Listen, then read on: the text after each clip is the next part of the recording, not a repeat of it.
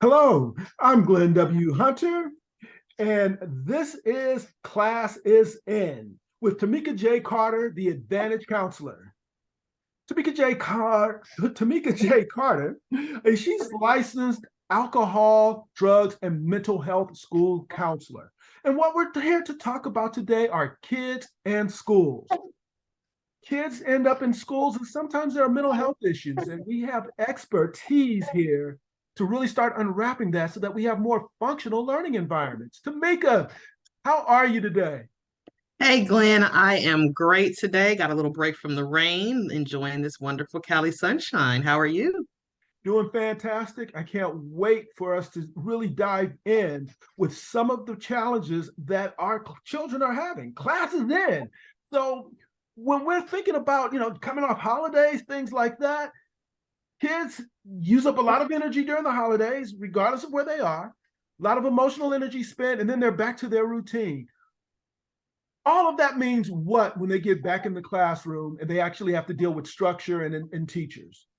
I'll never allow us to forget that we are still dealing with a cohort of young people who have endured a community trauma, which is the pandemic that our country, that our nation went through. And so they are carrying with them these depleted or lack of social skills, lack of emotional functioning that they did not get a chance to develop over the pandemic. They were locked in the house. They didn't have great opportunities to practice social skills or emotional functioning and interpersonal relationships. So they've already got that with them. They've already got that in tow. Then they took this beautiful long break. And if you're like me, I've got a kid on track. So she actually was out from November 10th all the way through January 4th. I don't even know if she knows what school is anymore. So we've got kiddos who are well adjusted, all the way to those who have dealt with trauma, who are showing up with all of this baggage. They are not ready to get back into structured activities. Typically, that first day, I've heard from a lot of my friends who are teachers, is just a day of recollecting and unpacking what even happened over the break and just coming back to kind of a place of groundedness. So it's really important as a parent that you are helping to usher that in, though, that you are helping them to be grounded, helping them to check in, be self aware, think about, hey, it's time to get back in the game. It's time to start doing math again. I had to tell my kiddo, you better pull out those multiplication facts because it feels like you had some slippage. So it's going to be important for the parents to make sure that they're supporting the kiddo in making sure their academic stuff is up, because we all know that when academically kids are struggling, they tend to have emotional outbursts or other social related issues that occur at school as well. So when you can make sure a kid is on level, they're not missing out, they feel heard at school, then a lot of times you can curtail some of those behavioral issues. A lot of issues that I see really do come from just lack of academic progress. It's that they're embarrassed to tell someone that they need help or that they don't know the answer. So once you can address some of those gaps, that's going to help. Also, again, as parents, as teachers, we have to keep the structure, be consistent. Any behavior system that we use, any rewards and reinforcement system, we have to be consistent. You cannot reward on Monday and then forget to do it on Tuesday. You cannot promise, you know, candy or whatever for staying quiet. And then when the child stays quiet, but then they do something else unrelated, then you withhold the candy. You have to be very consistent with your rewards when you're working with kiddos who struggle with structure and just come into, again, a place of grounding to get their work done. As you talk about rewards and structure with our kids, they seem to be very in tune with the reward part and very out of tune with the structure part. From a teacher's perspective, what tools do they need to make sure they bring with them as this semester is rolling out? Yeah. So bring yourself with you, number one. I think for the longest in education, there was kind of this leave all that out the outside stuff, leave it at the door. We would tell kids, leave your issues, leave all that at the door. And what we're figuring out from our teachers and our students alike, you can't really leave anything outside the door. You can't really stuff it. You've got to bring it in there with you. There's got to be some trauma informed classrooms, some awareness that, hey, someone might have lost a parent, someone might have dealt with extreme poverty. And so that's showing up in your classroom. So, number one, bring yourself, bring your full self, who you are, your personality, and be that. Don't try to be another teacher. Don't try to do what someone else does. You do have to bring yourself, and your authenticity will help you build relationship with your students because they can see it. A lot of our kids, especially our gifted kids, they pick up on that. They really do pick up on your body language, your energy. And so again, that's why I say if you're bringing yourself, you're going to be the most comfortable. If you're bringing Mrs. Such and Such who told you to rule with a, an iron fist or whatever, that's not bringing yourself. If you're an empathic teacher, we need more of you. We need a lot of that because again, our kids are bringing with them 2 or 3 years worth of stuff that they've been through. So it's going to be, again, important to just remind them that relationship is important to you. Remind them that it's important how they feel, that that does matter, that they don't have to leave themselves outside of the classroom. Beginning with a relationship, a good, strong foundation of relationship is going to help with several other things from academics to parent engagement and to their behavioral and emotional functioning in the classroom.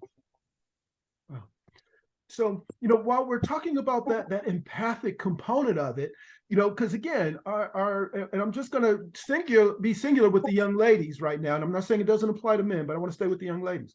When you have that empathy that running through you, then you're just sort of sucking in all kind of inputs, and then you're trying to process it after that. And while you're doing that, you have basically an adult in the room who's also processing it at a totally different frequency because of age.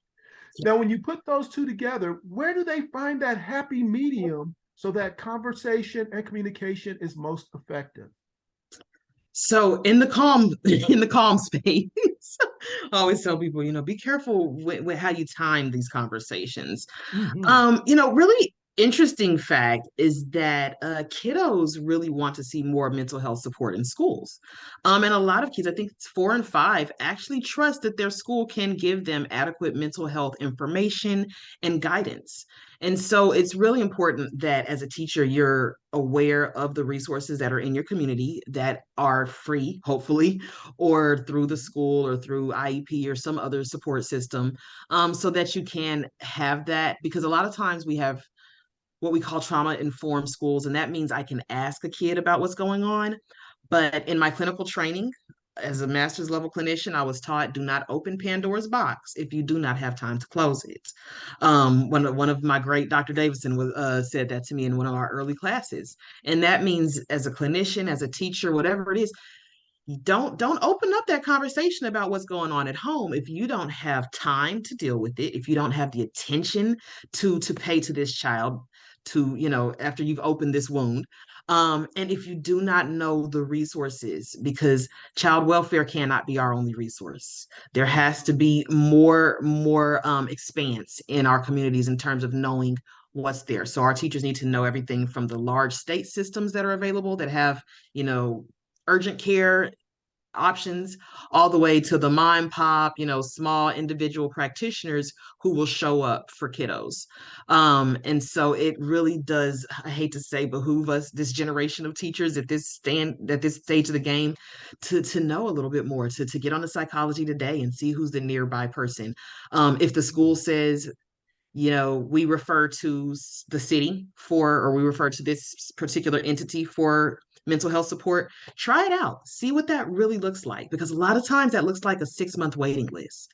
And so to open up Pandora's box with a family, say, hey, what's going on at home?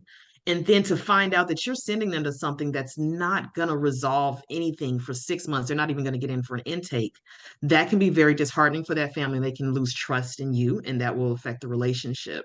So I really think it's important that we have an awareness again of which types of mental health supports, if there's clinics, what does that intake process really look like?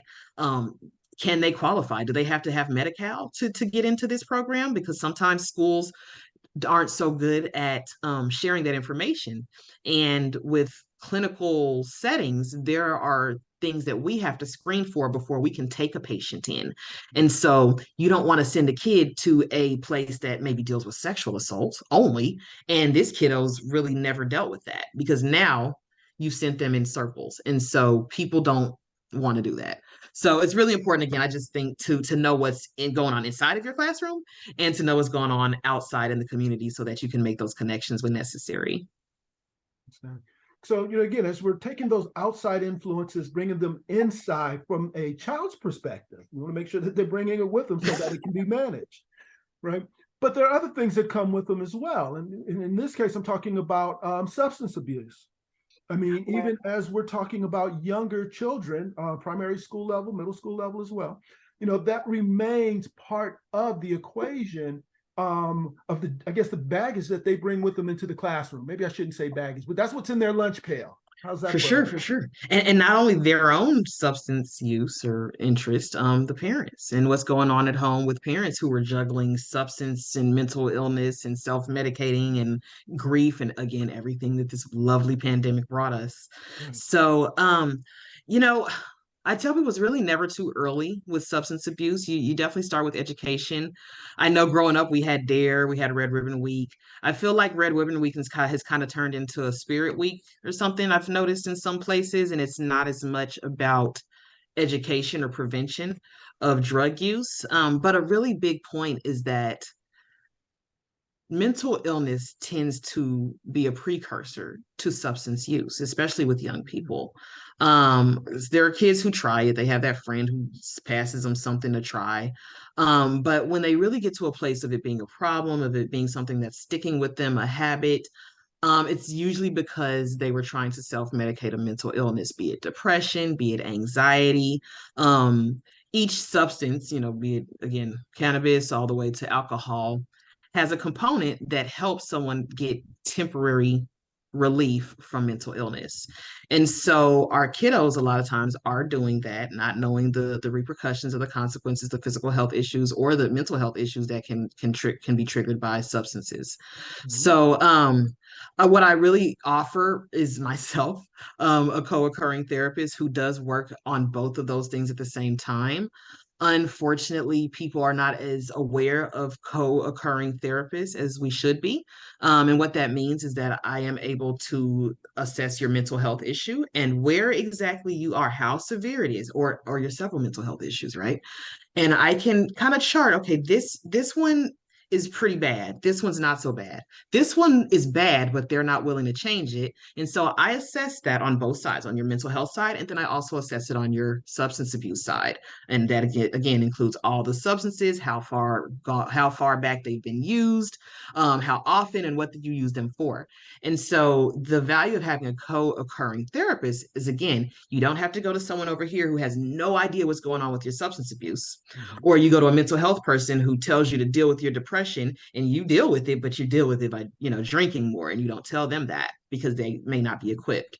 So when you have a kid, especially who is getting into this, it's really important that you get someone who can manage both sides of it, who can say, okay, my kid kind of got onto the vapes a little bit, or, they're trying pills. But I've noticed that they've been anxious since they were 10. Now he's 16 trying the pills, but he's been had anxiety. So when you bring someone like myself in, they can help deal with that anxiety. Because when you go at kids who feel like drugs are some sort of rite of passage or something, a lot of times, going directly at the substance issue is going to get a lot of rebellion.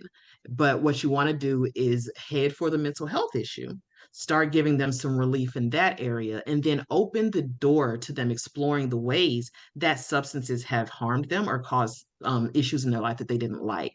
A lot of times our parents want us to come in like full force, like just, get this out of my kid, make this stop.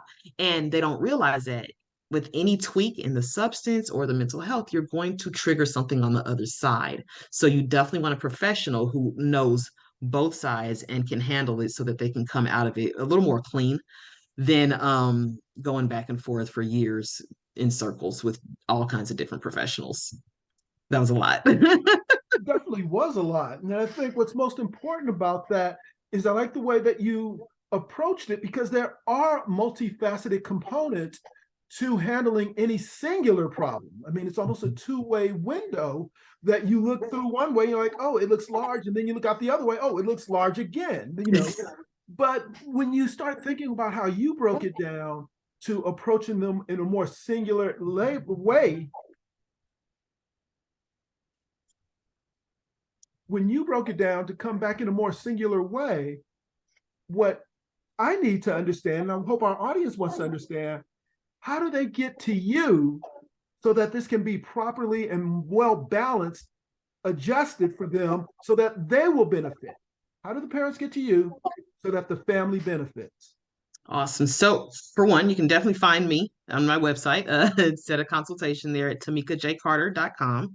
That's www.tamikajcarter.com. From there, we do a consultation. You can have a simple consultation if you're ready to go into therapy, if you know you're ready for therapy and your kid's ready for therapy. Make sure you find that out because sometimes you're ready and your kid's not. Though I tend to have really great luck with kids for whatever reason they like me. So you would contact me, find me on my website, set up an appointment for a consultation, figure out what's going on a little bit. There are some areas that I don't cover.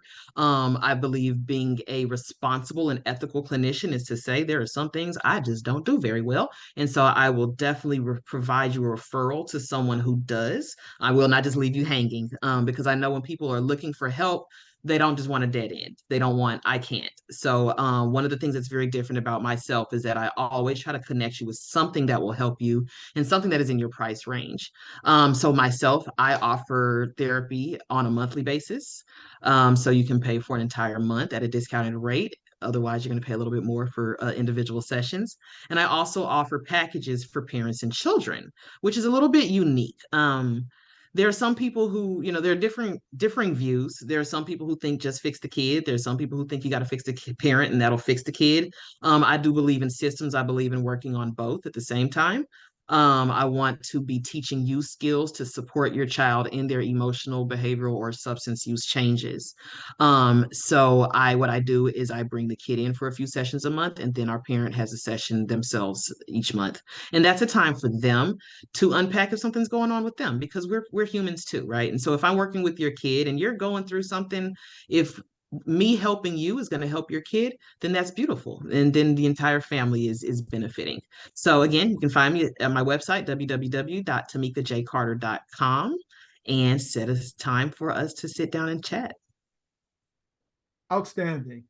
Once again, I'm Glenn W. Hunter, and this is Tamika J. Carter, the Advantage Counselor. She's available to serve families. She is available to help guide you towards solutions.